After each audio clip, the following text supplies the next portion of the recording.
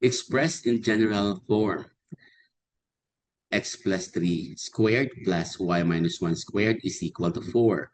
Equation of a circle. So here, we are given x plus 3 squared plus y minus 1 squared is equal to 4. Ang gagawin natin ay expand lang naman natin ito. So x plus 3, this is x squared plus 6x plus 9. And ito naman ay y squared. I-foil nyo lang, i-foil. Pero alam ko, if you are math major, kaya nyo na itong i-mental.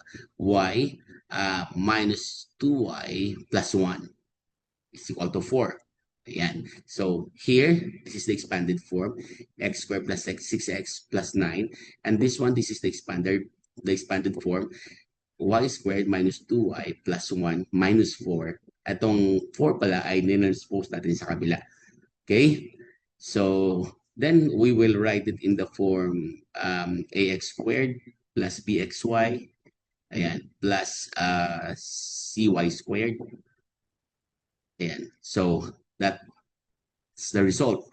X squared, ito muna x squared plus y squared, and then 6x and 2y minus 2y, and then we will add a constant. This is 9 plus 1 is 10, minus 4 is 6 is equal to 0.